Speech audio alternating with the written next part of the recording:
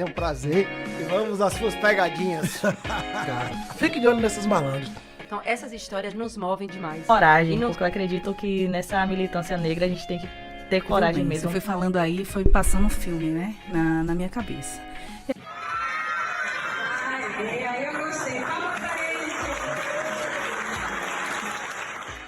E deixa eu te dizer uma coisa, isso que é importante dizer. Preciso primeiro fazer um registro a todos os servidores municipais.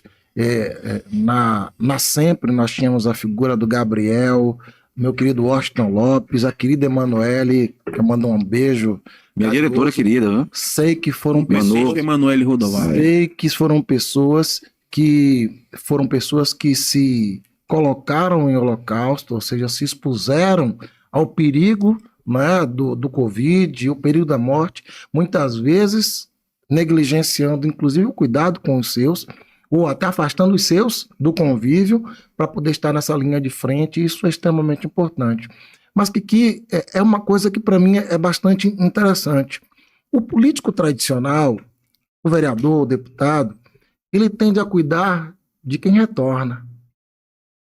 Na pandemia, cuidar de morador de rua, gente que não tem eira, nem beira, nem título de eleitor, gente que provavelmente vai jogar uma pedra no seu carro quando, evidentemente que não estou falando de todos, mas alguém que esteja drogado, que vai jogar uma pedra no seu carro semanas depois, meses depois, ao invés de lhe ser grato.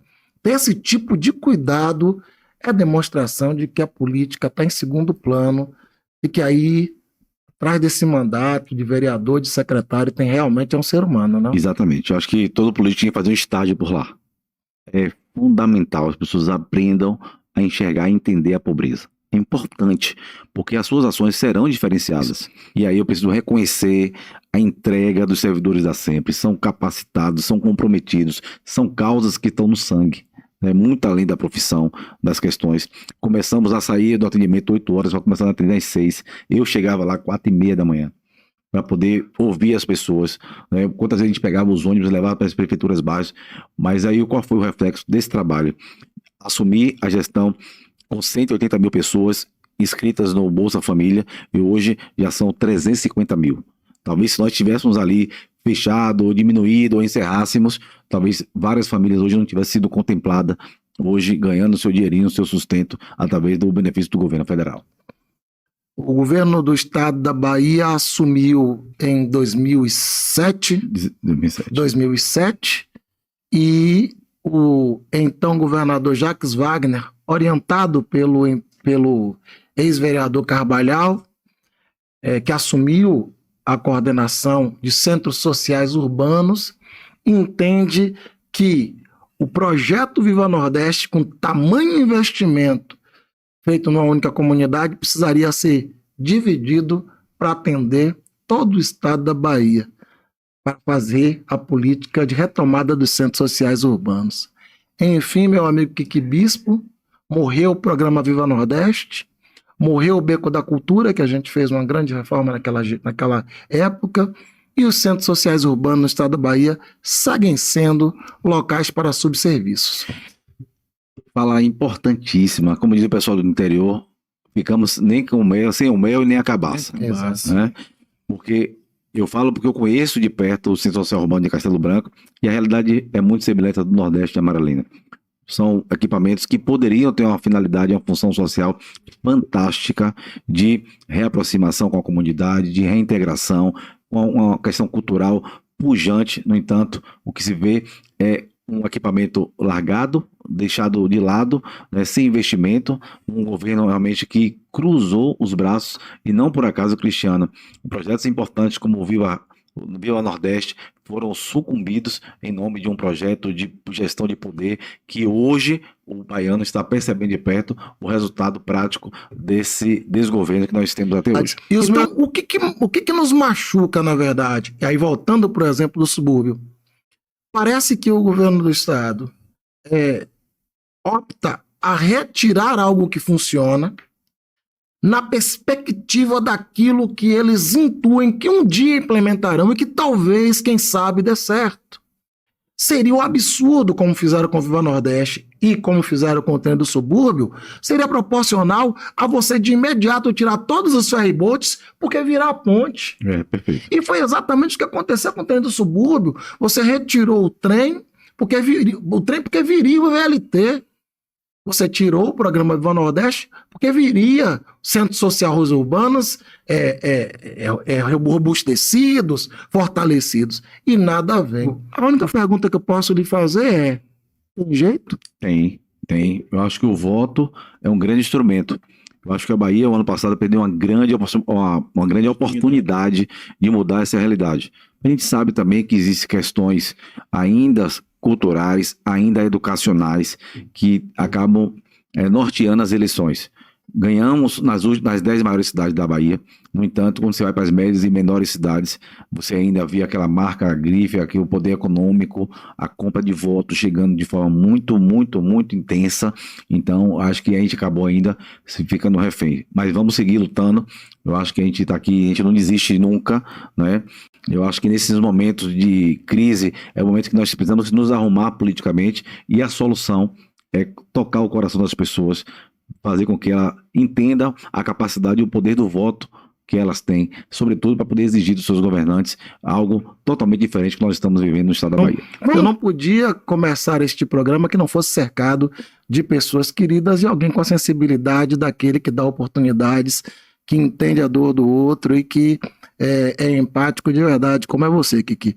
E por isso eu lhe agradeço a deferência de estar aqui conosco. Sei dos compromissos que você acabou deixando em segundo plano para estar aqui conosco. Disse ao prefeito, se você tiver alguma missão para o Kiki, bota na minha fatura, porque ele vai faltar provavelmente. Você sabe que eu falo demais. Fala, amigo, que eu lhe agradeço a deferência de estar aqui conosco e fique à vontade. Obrigado, Cristiano. Eu fico muito honrado de ter sido o primeiro convidado no seu programa. Dizer que a cidade precisa sim dessa retomada, dessa comunicação, dessa interface com o povo pobre da nossa cidade, com o povo negro da nossa cidade. A gente precisamos dialogar, fazer com que as coisas públicas sejam mais acessíveis, que esse pertencimento seja de forma efetiva, e programas igual o seu, ele realiza essa oportunidade para essas pessoas. Tem aqui à minha frente o querido Alisson Carvalho. Trabalhador guerreiro, alguém que eu conheço há algum tempo e a admiração é do primeiro, segundo, e aí só faz aumentar. O cidadão é o nosso maior patrimônio. A gente tem esse olhar sensível, cuidadoso, que é importante que cada gestor tenha. E só você estando lado a lado com essa população é que você vai conseguir entender as suas dificuldades e ali encontrar as melhores soluções para a gente fazer uma cidade cada vez melhor. Como guarda civil municipal, como salva-mar ou como diretor da CEMOP, você acaba tendo que dizer muitas vezes não para o cidadão. E como é que é isso? Dizer não.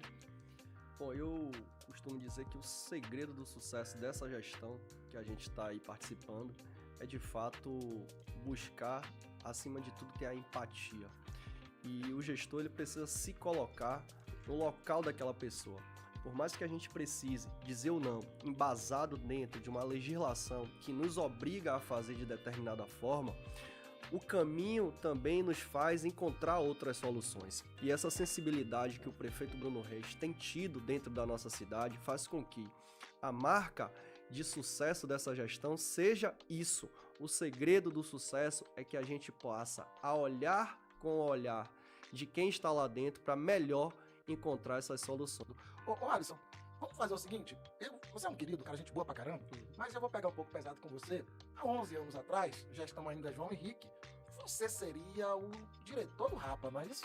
Esse temido nome que a gente acaba, de certa forma, encontrando ainda na nossa cidade tem sido cada vez mais exterminado pelas gestões que sucederam esse governo João Henrique. Para alguns casos, a gente não consegue tolerar, mesmo porque a ida de equipamentos lesivos, perfuro cortante contundentes para determinados locais, pode, de fato, trazer uma insegurança, e como traz, tivemos recentemente lá em São Paulo a morte de uma garota de 26 anos, salvo engano, vítima de uma garrafada no jogo entre Palmeiras e Flamengo. Infelizmente, quando encontramos esse tipo de equipamento, esse equipamento tem que ser recolhido, inclusive com a ajuda da própria polícia militar que está ali todos os dias com a gente.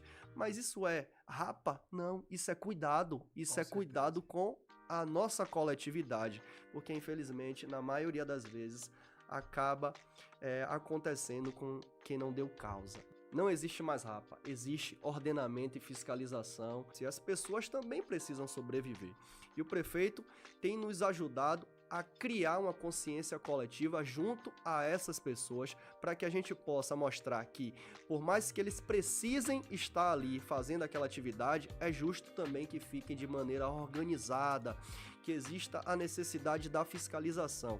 E a gente não quer isso. Nós somos também, do lado de cá, pais e mães de família, trabalhadores que estamos ali levando o nosso sustento de maneira digna e honesta para dentro das nossas casas. Estive com o Alisson na Avenida Vale das Pedrinhas e a Prefeitura Municipal de Salvador fechou aquele canal, aquele esgoto que tinha na entrada do Vale das Pedrinhas e naquele local você tinha muitos trabalhadores que viviam da venda ali naquela localidade e se transformou em quiosques.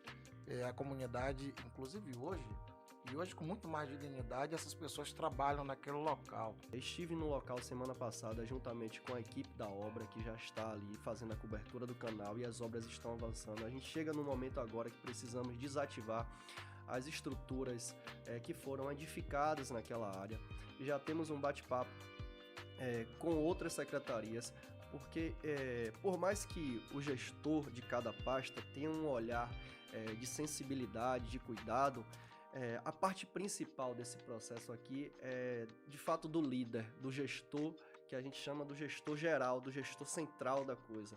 E esse direcionamento tem sido dado a todas as secretarias, e principalmente a CEMOP, no que diz respeito da preservação desses espaços, no que diz respeito à alocação dessas pessoas para que elas continuem a trabalhar. E o nosso prefeito tem feito isso de uma maneira muito cuidadosa, muito sensível, dando a oportunidade. Gente, olha, hoje o Café com Cris está aqui em excelente companhia. Hoje eu tenho uma espécie de miscelânea de conversas, de papos com meu querido amigo Fábio Miguel Rosa, que é o nosso convidado para o Café com Cris de hoje. Bora lá, você é a nossa companhia.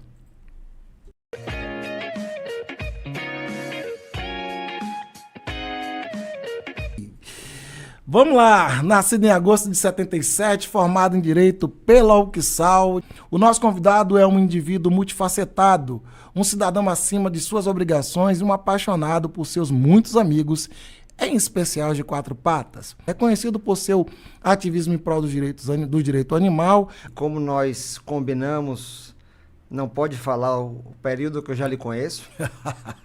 Certo? Porque você está grisalho, eu não. É um prazer. E vamos às suas pegadinhas.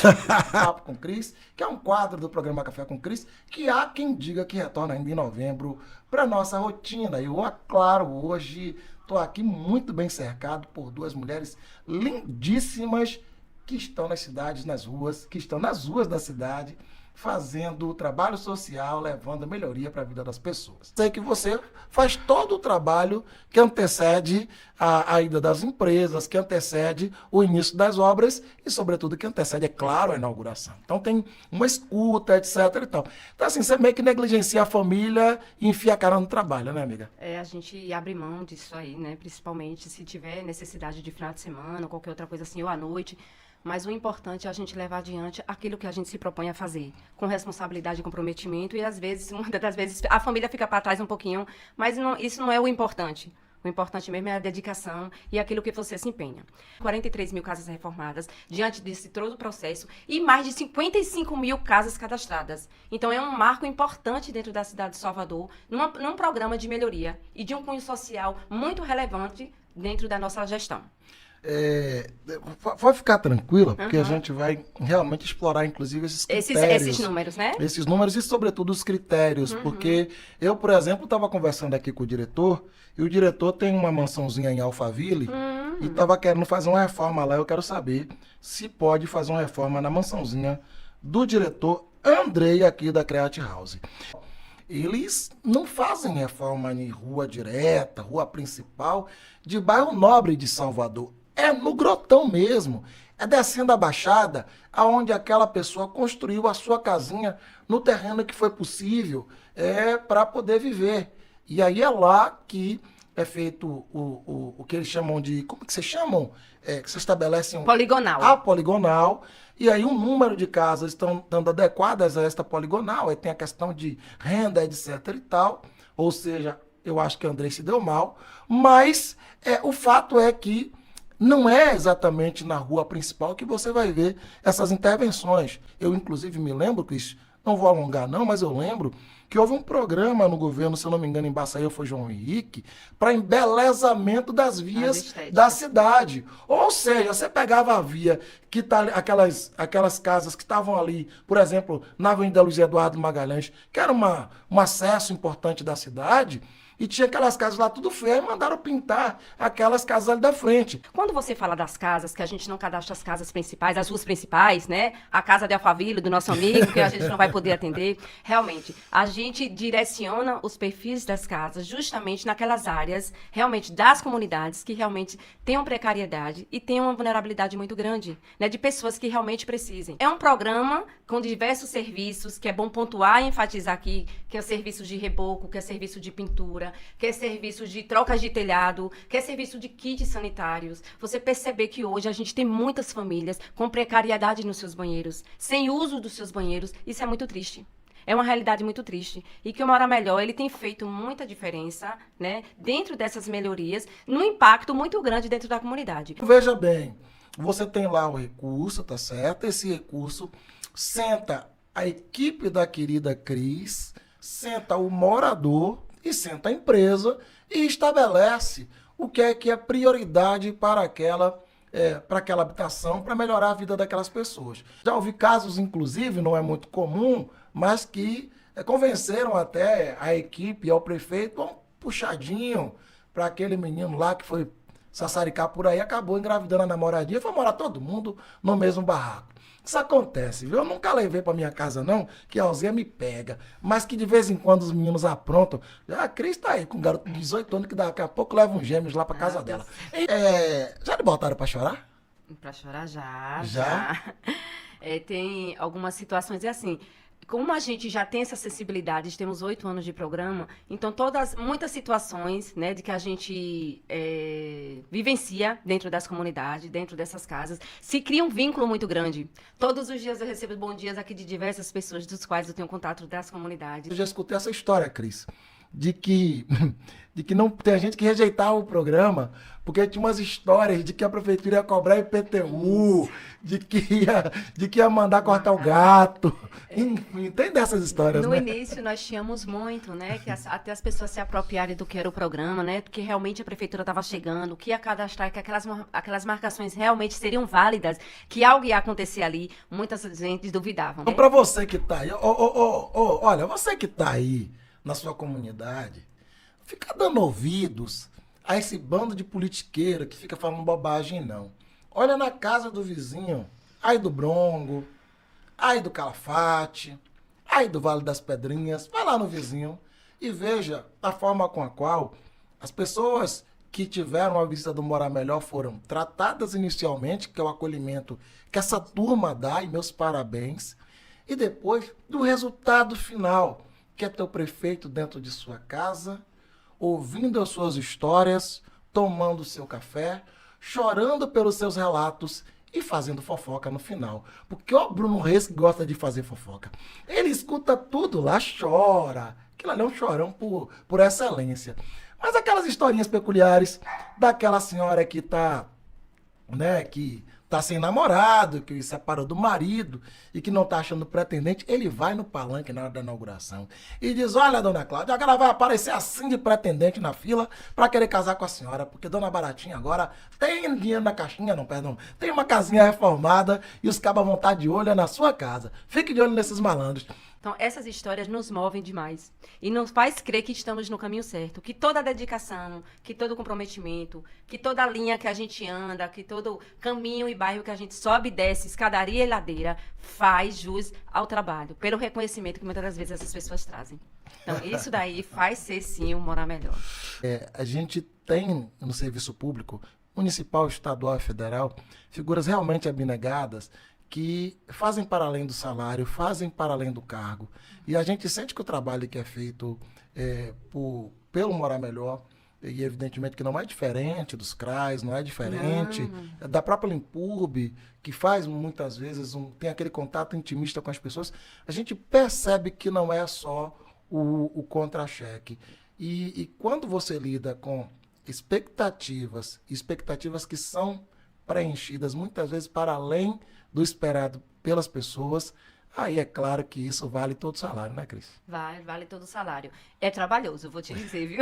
É trabalhoso, a gente lida com diversas situações, né? Com diversos representantes, com diversos pedidos. Tentamos atender a todos, né? Dentro das possibilidades de cada um, de cada situação que apresenta, mas é muito gratificante. O Gilson lembra muito bem do Boi da Cara Preta e uma série de outras contos que vão sedimentando e mantendo esta máxima de que, como você disse há pouco, que o que é preto é ruim, a religião de matriz africana é ruim, é do diabo, quando a religião católica ela é do bem, é dos anjos.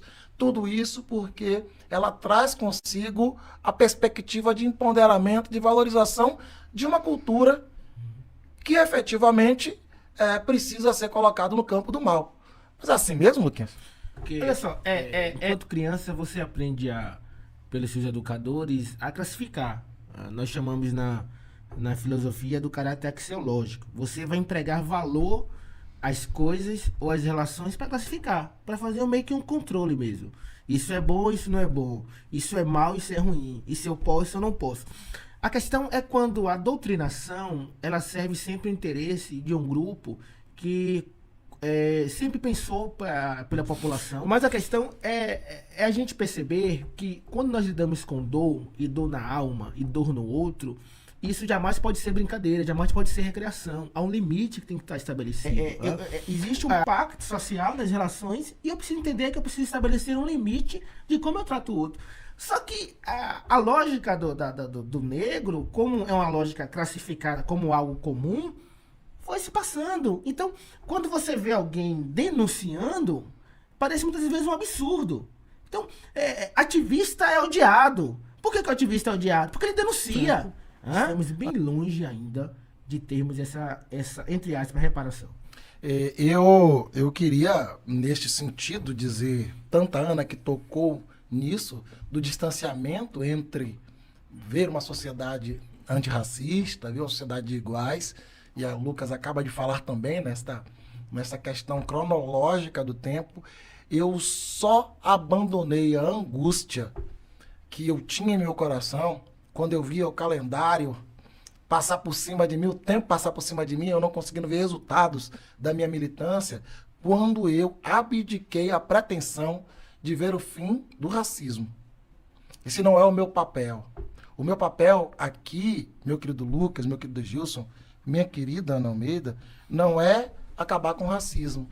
O meu papel é complementar aos meus ancestrais, que garantiram liberdade, depois que garantiram o nosso direito de lutar por dignidade, e que eu estou tentando contribuir ao tentar deixar como legado as condições para termos paridade, e a partir daí, de uma nova geração, talvez trabalhada por você em Jardim das Margaridas, nós tenhamos a possibilidade de termos uma geração com a qual nós nos conectamos fisicamente, e não apenas através do livro de história, de uma geração que talvez tenha as condições para lutar por igualdade. Ivete em Sacramento, ela está hoje no mesmo nível que aqueles grandes militantes do movimento negro, do movimento social, que já se foram.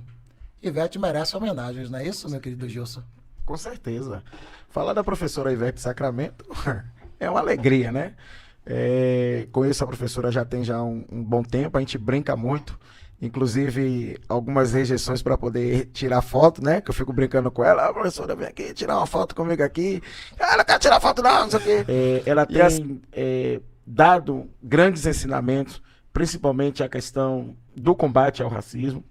Eu acho que foi um acerto tanto pelo ex-prefeito ACM Neto como o atual prefeito da cidade, Bruno Reis, em manter a professora Ivete como secretária municipal da reparação. Inclusive, a lei de cotas tinha muita resistência nos diversos estados brasileiros. Andava a passo de tartaruga para se ver efetivada. E Ivete Alves do Sacramento peitou a lei de cotas aqui na Bahia e implementou aqui no estado da Bahia, evidentemente que não poderia ser diferente, na prática, pela primeira vez, a lei de cotas para a Universidade Estadual da Bahia, com a reitora Ivete Sacramento. Porque todos a respeitam, minha querida Ana Almeida. Verdade, falar de Ivete, para mim, é uma felicidade porque ela é referência, né? Eu acho que Salvador não é só rica de belezas naturais, é rica por ter uma secretária de reparação do quilate de Ivete Sacramento. E Ivete, ela deixou uma contribuição enorme com essa questão das cotas. Quando ninguém queria comprar essa briga, ela botou debaixo do braço e fez acontecer, indo contra a maré, né? Depois que as coisas começaram a fluir. Então, eu acredito que Ivete, ela deixa uma contribuição. Deixa não, porque ainda está fazendo, mas ela deixou um legado pra gente, né, de coragem, porque eu acredito que nessa militância negra a gente tem que ter coragem mesmo para peitar certos tipos de assuntos que botam limites pra gente. E aí a gente tem que ir lá, às vezes, chutar a porta e fazer acontecer mesmo, como foi a questão das cotas, né? Perfeito. Hoje é fácil ser ativista do movimento negro, hoje é fácil, pelas redes sociais, fazer discurso. Difícil mesmo é na década de 70 você peitar os racistas, não? Eu diria que nesse período é mais desafiador, né? Hoje você pode ligar para um amigo e dizer, dá um suporte aqui, né? Sim, sim. E você tem um pouco mais de acalento, porque o Brasil inteiro discute política racial, né? Mas, inclusive, a pessoa se vê e garantir o psique em espaço de poder, no sentido que outros precisam também estar, requer uma capacidade solidária e eu diria que firme. Então, parabéns à secretária Ivete, a Ivete enquanto pessoa, porque eu acho que exatamente é isso que a gente precisa estar construindo. Né? Agora, meu querido Lucas Kelsen, eu queria saber de você. Eu vou encerrando o programa Café com Cris de hoje, não antes de dizer sobre gratidão. Existe um termo africano que eu repito sempre, que é um butu, que vincula a nossa história, vincula o nosso crescimento, a nossa projeção ao do nosso irmão. Se você consegue comer o pão, se você consegue ter uma oportunidade, se você consegue sair e voltar da sua casa, é preciso que você tenha a mesma preocupação de que o seu irmão tenha iguais condições de vida, de sobrevivência e de projeção. Aprender isso ao longo de uma vida só com referências, Ana. Aprender que o meu irmão precisa daquilo que eu ameliei como conhecimento, como articulação, como capacidade. Ele precisa dessa minha capacidade, dessa minha articulação, para garantir que todos nós possamos ter oportunidades, aprender isso só com referência. E a referência desta mulher guerreira, Ivete Alves do Sacramento, desta professora que há mais de 50 anos ensina em sala de aula às pessoas, não só a perspectiva de sucesso, de evolução, mas também o entendimento de que o irmão tem que ir ao lado. foi fundamental ter uma figura como Ivete como referência para aprender isso. Hoje, me aproximando dos 50 anos, e vendo Ivete no dia de hoje fazendo 70 anos de vida, me dá a certeza de que eu estou seguindo no caminho certo ou está seguindo os passos desta grande mulher. Querida professora Ivete, amada Ivetinha, eu queria agradecer muito por você ser referência para todos nós. Você nos salvou, a todos nós, do anonimato, simplesmente com o gesto de, ao ameliar e acumular o sucesso pessoal, ter distribuído isso com generosidade, com ousadia e com temperança. Muito obrigado, minha mãe linda, minha irmã amada, minha eterna amada Ivete.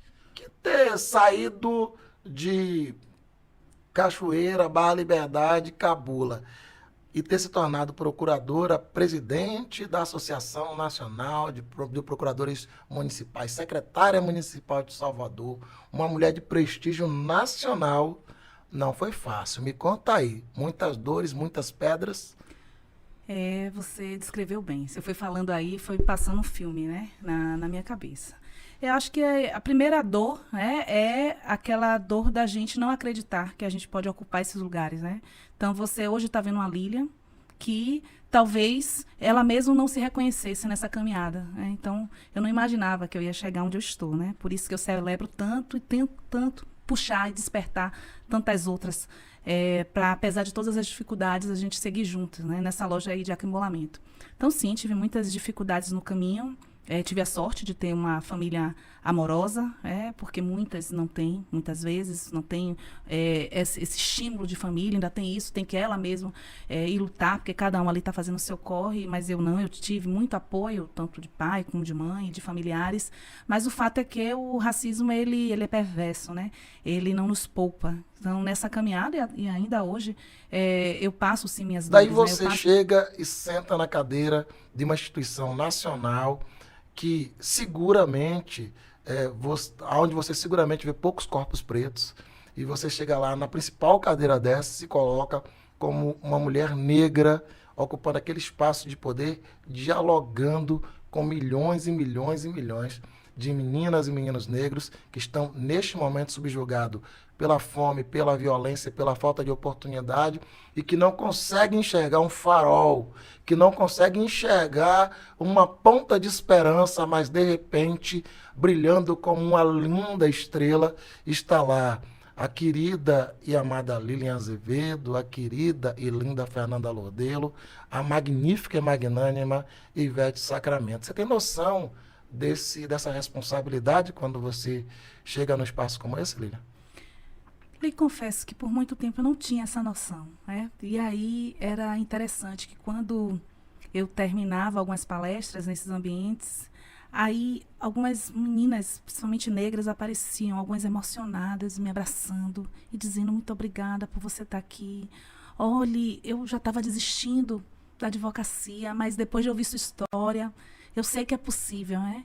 E aí eu fui, puxa, é uma missão, né? Já não é mais por Lília, né? Não é mais Lília, né? Já passa a ser uma missão. Das muitas bandeiras que você realmente defende, eu tive a oportunidade de acompanhar essa questão da busca por representatividade como farol.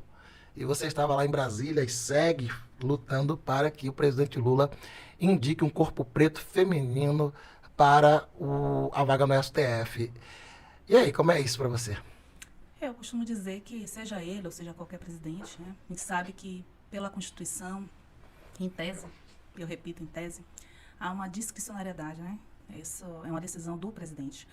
Porém, quando a gente mergulha, né, na história do nosso país, a gente não sabe até que ponto, né, existe uma discricionariedade diante de uma realidade onde você tem um STF aí que tem 130 anos, onde poucas mulheres brancas ocuparam essa vaga e nunca uma mulher negra, né?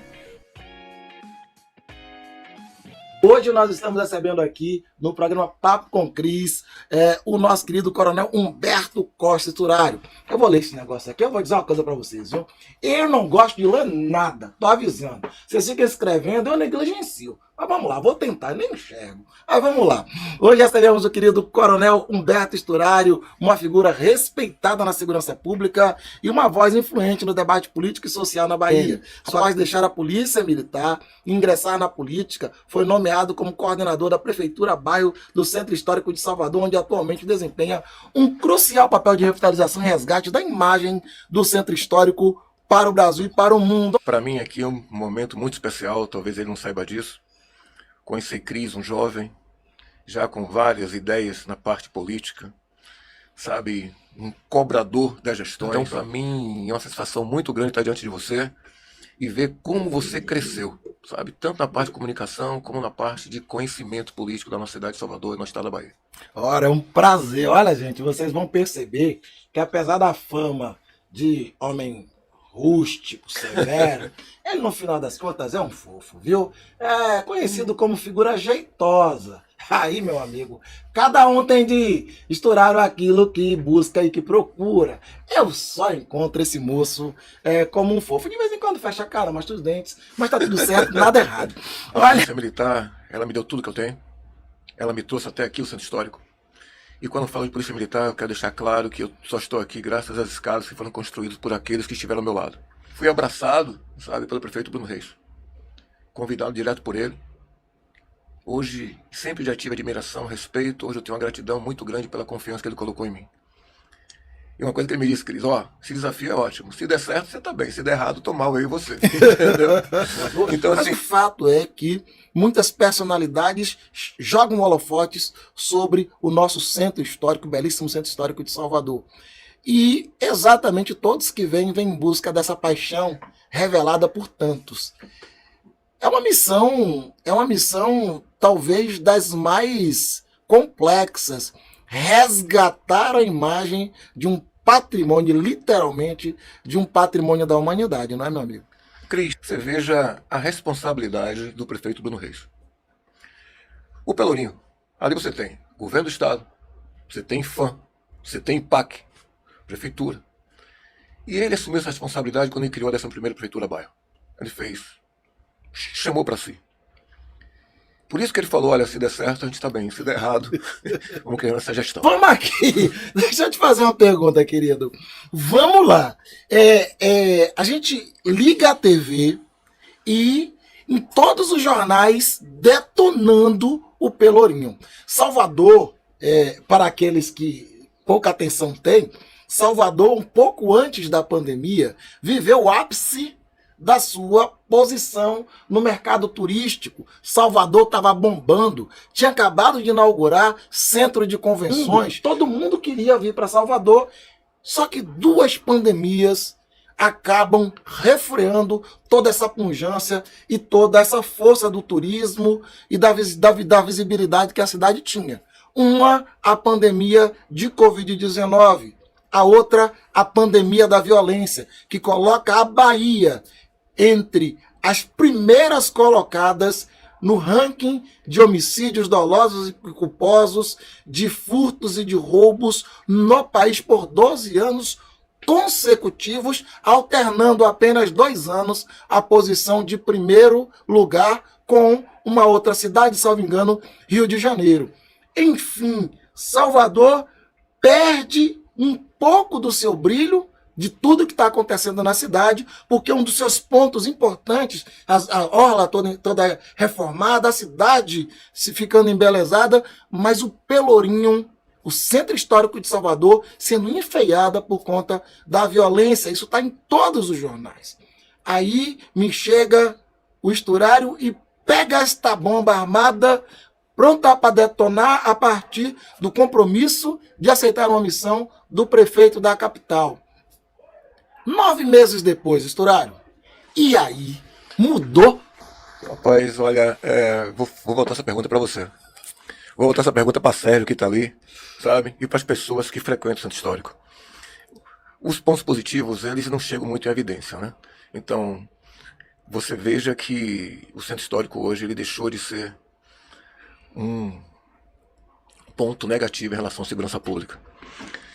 Eu falei naquela entrevista, a gente está uma parceria muito grande tenho um carinho enorme, sabe, pelo irmão Maurício, que é o diretor de segurança do município, que não tem hora que a gente chegue para fazer um pedido em relação à segurança do centro histórico, porque hoje eu sou um cliente de segurança pública. Né? Eu não sou, sabe, hoje eu sou um crítico em relação à segurança pública. Né? Eu preciso dela do meu lado. E a gente consegue criar situações que protejam aquele ambiente. Aí, né? Mas a gente, seja bem-vindo ao programa Papo com Cris. Hoje, na companhia de um querido amigo, Bispo Luiz Lima, e que, é claro, será um bate-papo no nível daqueles que você tem aqui, sempre em boa companhia. Produção, vamos embora lá!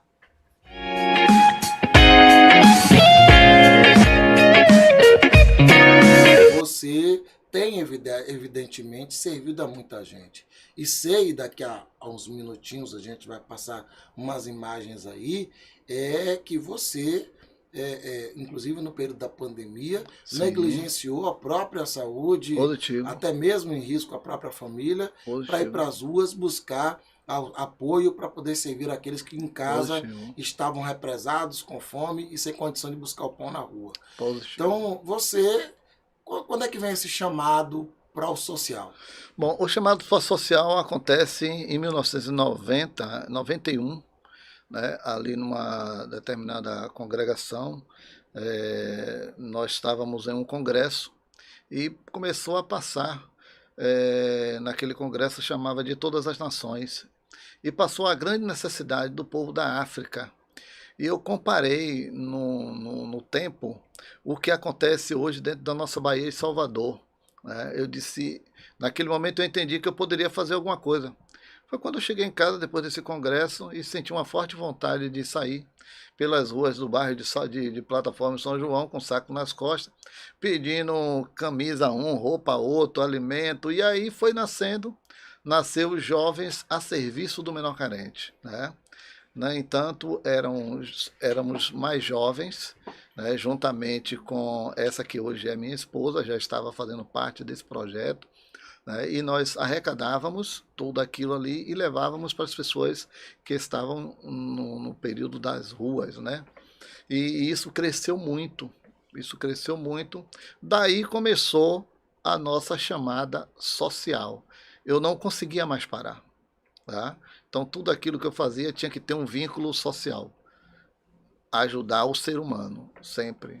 Né? Estava de carro, via um mendigo na rua, aquele mendigo ali eu tinha que parar, pô. Aquela situação de rua ali eu tinha que parar e tirar de dentro do carro sempre um biscoito, alguma coisa, ir lá e levar para ele. E isso foi crescendo ao ponto de hoje... Daqui a pouquinho você vai ver um número bacana que a gente não consegue nem respirar. Durante a pandemia, o Luiz buscou uma série de parceiros. Eu vou trazer um deles foi, na verdade, o que eu encontrei nas redes sociais do Luiz, mas eu tenho certeza de que ele saberá nominar outros tantos parceiros. O fato é que o Instituto... um supermercado, um empreendimento econômico, porque esse é importante para as cidades como Salvador, como São Paulo, entre outras capitais, mas sobretudo um instituto, ou seja, é aquele olhar do agente privado que por meio de uma organização social vai servir as pessoas. Então, em especial durante a pandemia, foram vários os parceiros, não foi, Luiz? Foi sim. Eu tenho como um carro-chefe hoje, né, o Açaí Atacadista, onde nós começamos com ele, tá, por um ano, e depois veio o nascimento do Instituto Açaí. Hoje nós temos 4 anos com o Instituto Açaí e o Açaí Atacadista, que é um carro-chefe que todo ano tem uma grande campanha, que é alimentos a gente compartilha. E, diga de passagem, nós tivemos um ano que nós passamos o Natal dentro do Quilombo Quigoma, que fica ali em Lauro de Freitas, eu juntamente com minha família e outros parceiros, fazendo a ação comunitária lá dentro do Quilombo. Ou seja, meu Natal foi lá dentro. No período da pandemia, foi muito necessário nós contarmos com figuras abnegadas temidas. Tem uma passagem que minha esposa até falou ontem, que a minha esposa, Dina Rosa, ela tem uma espécie de fobia com relação a determinadas exposições. Ela já viu muitas situações, assistente social, enfim, já foi assaltada em ônibus. Ela tenta evitar estar em ônibus. E ontem eu botei ela no ônibus com ar-condicionado, um período pequeno de trajeto, né? E ela entrou em pânico. Hoje não conseguiu dormir, realmente por conta dessa tensão que ela acaba vivendo por conta desse trauma que ela tem. Sim. E aí eu comentei com ela e disse, olha, você não é uma mulher de fé, porque ela é evangelista, né? Ela é evangélica e evangelista. Bacana. Aí ela disse para mim que não tentará o Senhor teu Deus. Ou seja, ela diz o seguinte, Deus protege, mas você não vai por meio das balas. Não vai, não. E no seu caso, você não foi por meio da bala para tentar, mas por uma necessidade dos seus iguais, não é isso? Sim, eu fui, na verdade, no período pandemia, uma das instituições que na suburbana mais intensificou a questão de estar próximo do público, de estar ajudando o público no sentido de cesta básica, de assistência à saúde, juntamente aí com o Geriel, pedindo sempre a Deus para que nós não fôssemos atingidos, né, com essa enfermidade que ocorreu e que foi assim devastadora dentro do Brasil inteiro. Nós tivemos percas até de parentes na pandemia, mas não tivemos assim aquele momento de parar. O nosso convidado é um indivíduo multifacetado, um cidadão acima de suas obrigações e um apaixonado por seus muitos amigos, em especial de quatro patas. Em 2008, ele disputou uma vaga para a Câmara de Vereadores pelo PTN, tendo tido uma das mais expressivas votações do pleito. Sua votação, que superou o número de votos de vereadores eleitos, o deixou na condição de suplente do partido e parece que desestimulou o moço para a política. Reconhecido por seu ativismo em prol do direito animal, atuou como voluntário em diversas ações em defesa da causa e a sua militância, que segue ocupando parte da sua agenda, não se limitou ao patrocínio jurídico, mas também a uma constante presença em abrigos animais, tendo ele mesmo adotado um dos seus amigos. Sua passagem na gestão municipal como subsecretário de Cultura e Turismo e Desenvolvimento Urbano deixou marcas em diversas áreas da administração municipal, tendo deixado importantes equipamentos e projetos para a nossa cidade.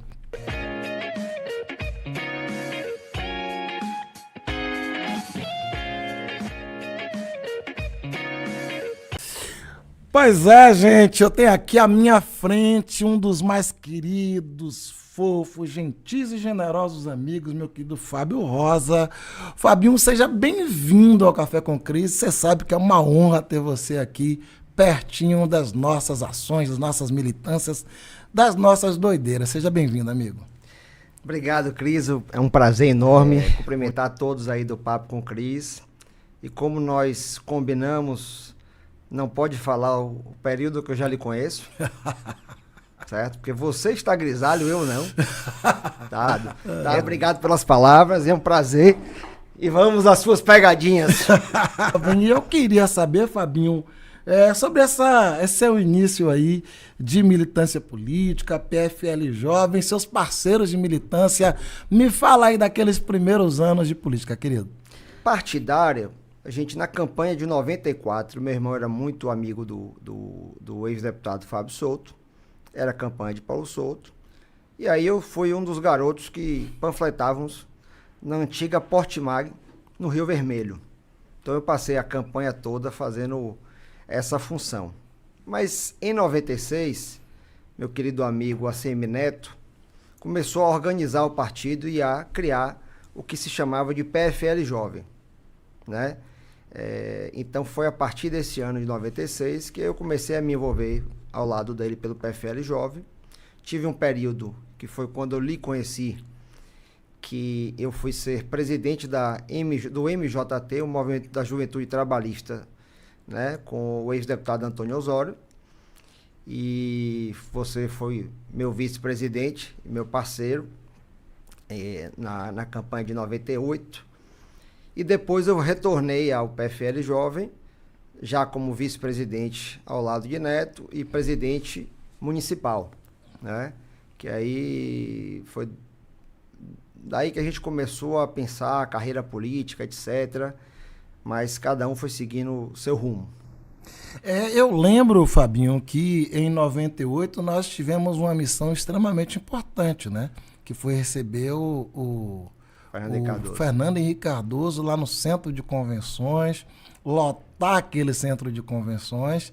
E você, evidentemente, foi um dos capitães desse movimento, né? Ali foi, sob a liderança de Neto, os partidos que apoiavam a candidatura de Fernando Henrique Cardoso, nós unimos as juventudes, né? E aí nossa missão foi trazer a militância que a gente estava construindo naquele momento.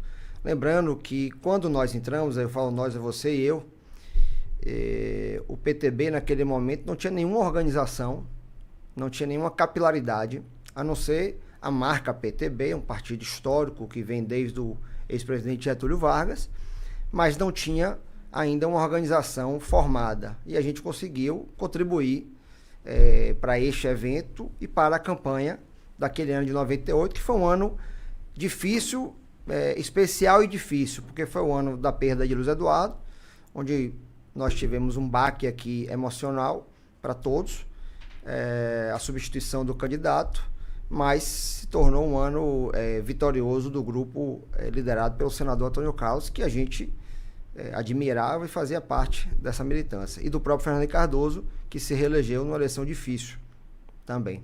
Eu me lembro bem, Fábio, de nós reunidos ali, salvo engano, no Bonocô, na sede do partido, eu acho que era no Bonocô, salvo engano, e na mesa, até hoje, outro dia desse eu tinha essa fotografia, nós reuníamos ali os representantes de juventude de diversos partidos, todos filhos de algum deputado, de algum vereador, todos com a representação da força que tinham os seus parlamentares, seus parentes parlamentares. E me lembro bem de Neto perguntando quantos ônibus cada uma daquelas lideranças poderiam levar. E eu acho que o mais empolgado naquele dia, antes de mim, foi Albre, da Anunciação, que levantou a mão e disse: eu trago 2 ônibus da Suburbana. Eu confesso, meu irmão, que eu fiquei um pouco incomodado, quase indignado.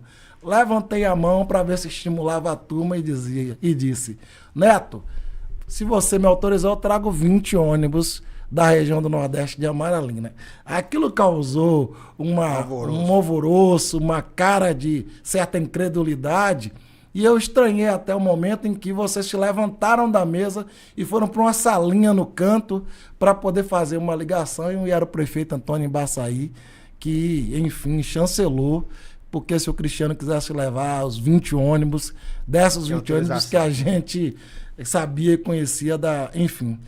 E aí, naquele período, a gente realmente levou para lá 20 ônibus lotados, e a militância comandada por Neto, por nosso querido Fabinho, também por Léo, Bruno, essa turma conseguiu lotar o centro de convenções e fazer uma das mais expressivas convenções, encontros que eu já tinha visto nas últimas décadas até aqui. Até aqui eu não vi um encontro tão importante como aquele, Fabinho. Na verdade foi no comitê da campanha, Sim. onde era a antiga Sucom, ali no Bonocô, que até Neto fez o comitê dele na última campanha do ano passado, no mesmo local. Essa reunião que você citou aí. Eu posso lhe dizer o que eu acho que a melhor resposta foi o próprio Fernando Henrique Cardoso, o presidente, ter dito a Neto que ficou impressionado com o evento. Acho que essa foi a melhor resposta. Eu não me lembro se foram 5 ou 6 mil jovens, mas foi algo do tipo, no saudoso Centro de Convenções, que hoje está... o Centro de Convenções do Estado, que está em ruínas, mas era um espaço, o pavilhão, onde tinha as feiras, então nós fizemos ali aquele evento que foi super bem sucedido. E você citou bem que nosso DNA não era um DNA político, e realmente criou uma estranheza quando um menino de origem humilde, como você, do Nordeste Amaralina poderia mobilizar tantos ônibus, né? Mas reconhecer que o prefeito Antônio Baçaí chancelou e autorizou que a gente pudesse ter essa disponibilidade, porque isso também tinha custo, etc. Então, não queriam, digamos, daqui a pouco ter um desperdício de ônibus. Mandar 20 só em um, né? Pois é. Ou vinha os 20, uma pessoa por ônibus. Né? O motorista e mais um. Verdade. Mas não, mas foi um sucesso. Isso mostra desde, acho que você tá o quê? Com 48? Eu vou fazer 50 esse ano em 50? novembro. Pronto. Ainda bem que eu sou bem mais novo, graças a Deus. Mas isso mostra, assim, que você sempre foi uma pessoa que naturalmente lidera.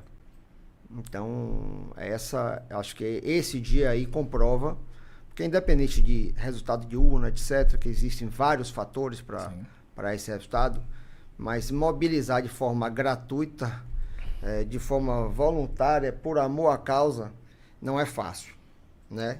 Então, isso mostra o quanto você tem na sua veia aí o perfil de liderança. Pois é. Olha, Fábio, você vê que ele é um fofo, né? Ele divide os louros, talvez até de maneira imerecida, mas ele tem essa generosidade de dividir a construção política do nosso grupo. É verdade. O grupo do ACM Neto, é interessante dizer isso, ele foi construído a diversas mãos. Queria lembrar aqui, mandar um abraço ao meu querido Albre da Anunciação, mandar um abraço para lideranças da suburbana que sempre tiveram presentes, do centro da cidade, da região da Orla, todos ali militantes, assíduos participantes, ainda jovens. Mandar um abraço para o deputado federal Léo Prates, que também estava ali sempre ao lado do prefeito ACM Neto, e é claro ele, Bruno Reis, que ao botar o pé no grupo já chegando, meu querido Pablo Barroso também. Pois é, gestão municipal. O nosso querido Fábio Miguel Rosa, Fabinho, foi para gestão municipal logo ali pelo início do mandato do prefeito ACM Neto, 2013, salvo engano, e ocupou a função de subsecretário da Secult, né, Secretaria de Cultura e Turismo. Logo depois foi para a SEDUR. Fabinho, e aí, gestão? Me fala aí, como é que foi esse seu período de gestão à frente da Prefeitura Municipal de Salvador? Não, primeiro, fazendo duas correções. Eu só ingressei em maio de 2015. Sim. Perfeito. Na Secult. E antes da SEDUR, eu passei quase 2 anos como secretário particular no gabinete. Perfeito. Né? Eu acho que é muito importante qualquer administração ter pessoas que estejam na administração pública, mas tentem ter uma visão empresarial, não para ganhar dinheiro, mas sim para desenvolver. Então, quando eu digo para todo mundo que a Vila dos Namorados foi uma captação de recursos toda privada, que nós fizemos, criamos um projeto, transformamos uma área do Jardim dos Namorados, que era uma área que estava na mancha do crime, da polícia. Hoje é uma área completamente ocupada, com 6 restaurantes que se interligam e que criam um ambiente muito especial, muito bacana para o soteropolitano em especial, mas também para o turista. E foi uma área totalmente com investimento privado, certo? Com exceção da iluminação pública, o resto foi tudo feito com o dinheiro dos empresários que exploram aquela área ali. Então, viver a administração pública, a maior vantagem, para mim, foi o amadurecimento. Para mim, foi essa, a experiência e o amadurecimento. Essas duas palavras, eu diria que seriam chaves para mim. Do ponto de vista mais pessoal e profissional, me aponte aí aquilo que você entende como a sua grande conquista pessoal, como profissional, mas também de ordem pessoal, durante a gestão, seja ela na Secult. Eu não gosto de dizer isso não, porque assim, você tem que, você na função de sub, você está compartilhando sempre as questões, qualquer tipo de projeto que você venha realizar. Por exemplo, eu herdei o projeto dos quiosques do Belitani, mas não tinha nenhum quiosque implantado. Então, me lembro que assim, quando eu dei o nome Vila Caramuru, no Rio Vermelho, eu fui criticado por um determinado jornalista famoso, e aí, em off, eu conversei com ele, ele parou de criticar, ele fez assim, pô, como é que vai mudar o mercado do peixe para Vila Caramuru? Aí eu falei assim, fulano, não vou dar o nome do repórter não, fulano, deixa eu te dizer, 2 coisas. Você sabia que na escritura da cidade, aquela área ali é Praça Caramuru? Primeira coisa. Segunda coisa, Caramuru conheceu Catarina Paraguaçu ali. Então, o primeiro casal europeu-índia brasileira conhecido da história foi formado ali. Então, na verdade, errado foi quem deu o mercado do peixe. Tradição que tem a Caramuru. E ficou lá a Vila Caramuru, que é um sucesso, etc. Então, mas assim, a própria Cidade da Música, que está aí pronta, que foi entregue por Fábio Mota, mas foi um projeto originariamente elaborado pela gestão de Érico Mendonça, que eu participei, etc.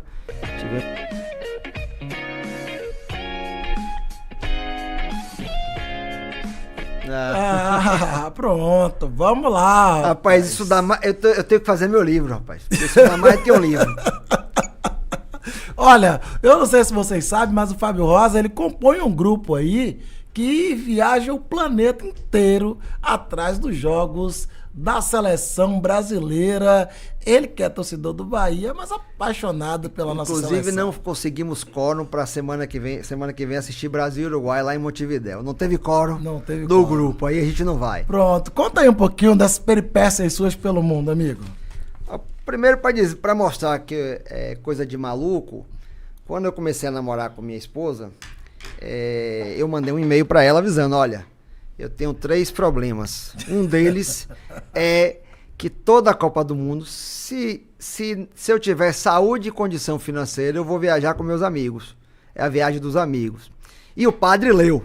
Então tá em contrato religioso. Tá em contrato religioso.